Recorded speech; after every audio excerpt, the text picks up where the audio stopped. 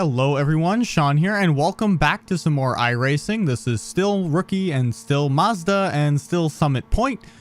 This is yet another race where I finish in the middle of the pack. This time though, I qualified at the back of the pack because I did not set a single clean lap during qualifying, so I had no time. Coming down here into turn 1, I'm trying to be very careful because there is many people. And we're still going to have a little bit of an incident. I kind of nudged that guy wide and he suffers damage, it seems, to the front right of his car.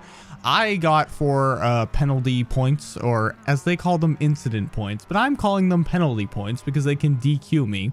So they're penalty points as far as I'm concerned. And I really... that's one of those places where I feel like the game's being needlessly harsh about the contact. Because...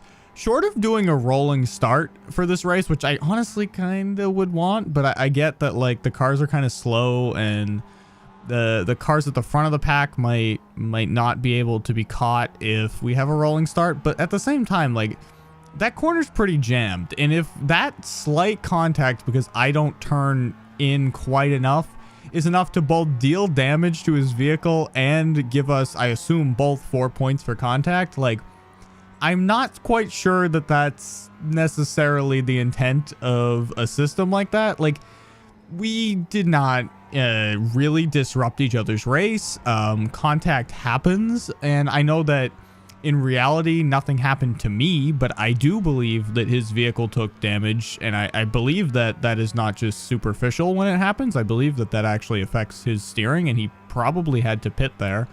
So... I'm thinking his race just got ruined, and you will see later an incident involving me once again where I do not suffer necessarily the damage, but I do think that the damage caused by slight incidental contact ends up resulting in much worse results for both of us. And on that particular incident that just occurred, I don't really think that basically our 4 doors kind of connecting in a way would exactly cause quite such a mess. There you saw a man facing the wrong way, which is always good. I've been watching a video and some people do this race to try and figure out where my time is being lost. I found that time is being lost for sure in the first turn. I think I've cleaned it up a fair bit. This is my better section right here. I'm usually pretty good through right after the straight into that left-hand turn, right before that and down to here. I'm pretty comfortable. Right here, I'm a little bit less comfortable, although I was given a tip about a patch of gravel out there on the left-hand side, or grass or whatever, that is helpful for me to mark my braking point. So I kind of finally figured out where I want to be braking there. Up here, I'm still a little unsure of my braking point when it's not qualifying. Because I'm not quite sure where everyone else is braking. What I've, heard and seen from people talking about it, it's anywhere between where there's 3 cones and 2 cones coming down there at the end is kind of where you want to be braking. And where this is rookie class and I'm not exactly sure, who is driving in front of me, I'm never quite sure if they're going to brake like ahead of the 3 cones because, they're being cautious, or if they're going to try to brake sort of late on the 2 cones. Like, I have no idea. So I end up kind of braking on the 3 cones every time right now just to avoid incidents. Here, I finally kind of get that turn sort of well. And this is where I was talking about where my race usually is relatively repeatable. I'm pretty good consistency-wise through this particular section. Although in the race with people in front of me, I get a little bit less consistent because I start kind of looking at them. Where I really lose consistency in that section in the race is that final turn right there. I can do that flat out in qualifying or practice, but when I'm in a race, I tend to have to lift off for a second because I take one of the previous turns like narrow, and it kind of sets the sequence of turns where I just end up narrow on every single one, and I'm not really coming across correctly. I'm coming sort of way too tight, and then if I keep accelerating all the way through, I'll just end up on the grass, so it's not exactly clean. And now here is where everything goes horribly wrong. You will see this man rejoin the circuit ahead of me. I have the speed then to overtake him, and I do. Now, at the time, I didn't really think anything of it. I was like, okay, well, I've taken a spot. That's awesome for me. Life is grand. I was mildly concerned that he rejoined the track from that angle, because obviously that means he left the track at some point. But I did assume, granted, that he would not catch me, because I assumed maybe he'll drive off again. Now, upon further review, I think he qualified with like a 124, which is like way faster than I'm typically doing. So he's a pretty quick, he's not really quick, because I think a 122 to 123 is quick in this, but he's quick enough.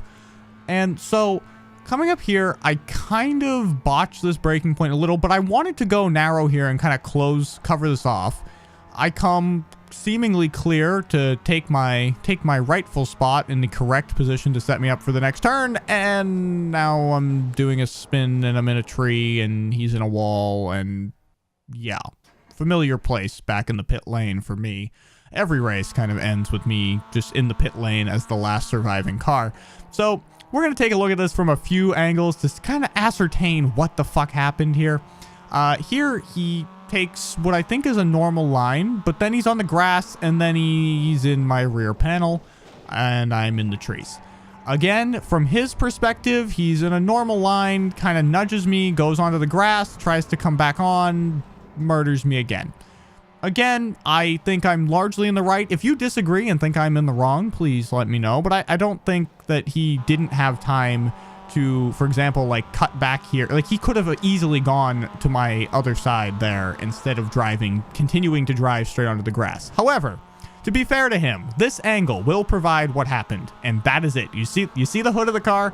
I'm pretty sure that's what happened. If you combine what you see here, which is damage to his front end, and the way his wheel was behaving when we watched from his perspective, I do believe that he suffered damage on the first initial tap, didn't realize it, and then couldn't control the car and avoid hitting me once. I think he did try to continue in a straight line on the grass, and it just fucked him and sent him flying into me. So once again, we rejoin here at the very end of the race. I believe I come in P6, maybe 7. It's 6 or 7. It's the same fucking thing as it is every race. But I'm having trouble here, clearly, where every one of my races ends with me as the last surviving car to cross the line. Everyone else has disconnected via some sort of incident. Now, I don't know if it's my fault, if it's someone else's fault. If any of you have watched all of my iRacing videos, please let me know whose fault these incidents are. My concern about it being my fault is that the incidents all seem to happen coming on to that straight right there.